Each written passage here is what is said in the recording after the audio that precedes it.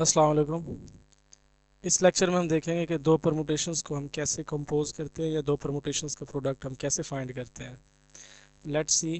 तो for example अगर मेरे पास 4 एलिमेंट्स का सेट था और उस पर दो परमुटेशंस थी। उन दो परमुटेशंस को फर्स्ट ऑफ ऑल मैं लिख लेता हूँ, फिर उनको मल्टीप्लाई करके देखते हैं। 1 2 3 4, 2 1 4 3। एक परमुटेशन ये है जिसमें 1 2 पे मैप हो रहा है, 2 1 पे, 3 4 पे और 4 3 पे मैप हो रहा है। और इसी तरह अगर हमारे पास दूसरी परमुटेशन है जिसमें 1 1 पे मैप हो रहा है, 2 4 पे मैप हो रहा है, 3 2 पे मैप हो रहा है और 4 जो है वो 3 पे मैप हो रहा है। तो इन दो मुख्तलिफ परमुटेशंस का प्रोडक्ट हम कैसे फाइंड करेंगे, यानी अल्फा डॉट बीटा का आंसर क्या आएगा, हमने ये निकालना है। यानी इन दो परमुटेशंस को कैसे कंपोज करेंगे या इन दो परमुटेशंस का प्रोडक्ट कैसे फाइंड करेंगे। Okay, let's see. आपने रिवर्स ऑर्डर में आना है, बीटा से अल्फा की तरफ आना है, ना कि अल्फा से बीटा की तरफ। अल्फा अल्फा से बीटा की तरफ ऑर्डर गलत है, बीटा से अल्फा की तरफ जो ऑर्डर है ये ठीक है। अब आपने पहले वो एलिमेंट्स लिख लेने हैं ग्राउंड सेट वाले, 1 2 3 एंड देन 4। अब आपने देखना है, सबसे पहले वन का आंसर निकालने जा रहे हैं ना। अब आपने वन को पहले देखना है बीटा में, कि वन किस पे मैप हो रहा है।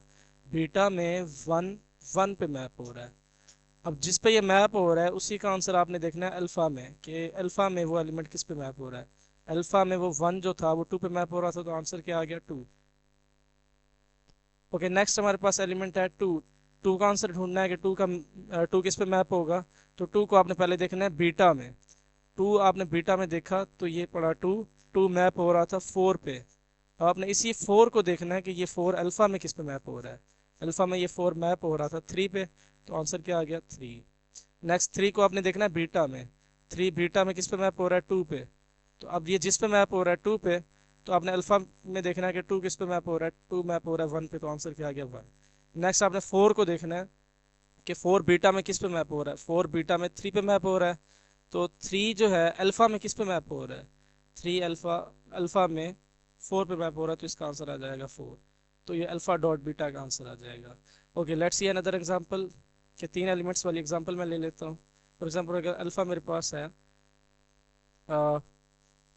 ए बी और सी, और ये मैप हो रहे हैं बी सी ए। और इसी तरह बीटा जो है फॉर एग्जांपल मेरे पास,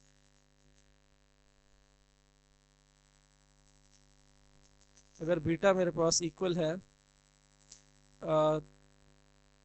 ए बी और सी बी सी ए पे, तो अब अगर मैं बीटा डॉट अल्फा फाइंड करूँ तो क्या होगा। बीटा डॉट अल्फा का मतलब है कि आपने अल्फा से बीटा की तरफ देखना है। पहले आप ऊपर एबीसी लिख लें।